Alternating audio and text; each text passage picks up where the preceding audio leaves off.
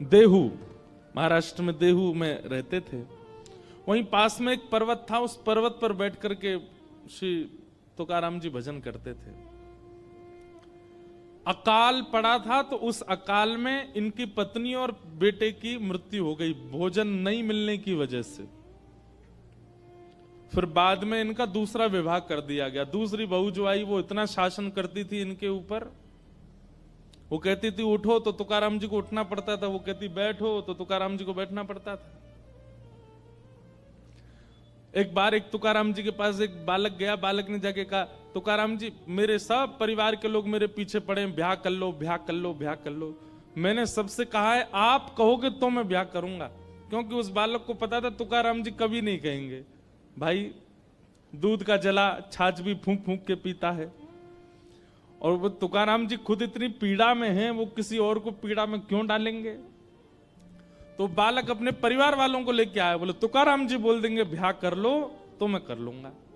उसको विश्वास था कि तुकाराम जी मना करेंगे। सब परिवार के लोग आए, बोले आप बोल दीजिए, ये ब्याह नहीं कर रहा है, इतने दिन हो गए, आप बोल देंगे तो इसका ब्याह हो जाएगा। बोलता है आप बोल दोगे तो फिर ये ब्याह कर लेगा। तुकाराम जी बोले निश्चित अभी इसी वक्त इसका ब्याह कराओ।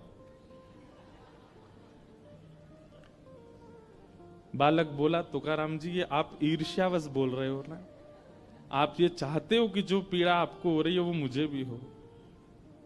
तुकाराम जी ने उसको उठा, इधर बैठ, क्या बात है। बोले आप इतनी पीड़ा में रहते हैं, आपकी पत्नी पूरा नगर जानता है, आपको डांटती है, सब करती है वो, फिर भी आप कह रहे हो कि इसका ब्याह कर दो। जो खुद इतनी पीड़ा में है वो दूसरे को ब्याह के लिए कैसे कह सकता है। इतनी प्रतिकूल पत्नी आपकी, फिर भी आप बोलते हो। तो तुकाराम जी बोले देख एक मेरी बात सुन, देख अगर अनुकूल पत्नी आ जाए, जैसा तू है वैसी तेरी पत्नी आ जाए तो फिर कोई दिक्कत नहीं है, तू भी भजन करना वो भी भजन करेगी। और अगर प्रतिकूल पत्नी आ जाएगी तो एक गांव में दो तुकाराम हो जाएंगे, मैं भी और तू भी। अकेले तुकाराम से क्या काम चले। बोले सब मेरे को प्रणाम करने आते हैं दूर दूर से। छत्रपति श्री शिवाजी महाराज दंडवत करते थे तुकाराम जी महाराज को।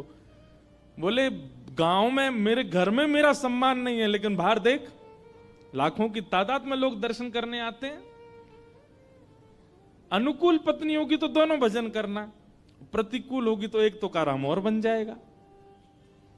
मतलब तुकाराम जी क्या बोले, मेरे तुकाराम बनने का बहुत बड़ा कारण मेरी प्रतिकूल पत्नी है, ये विपरीत है, इसीलिए मैं ठाकुर जी के ज्यादा समीप हूं। ये अनुकूल होती तो इससे मेरा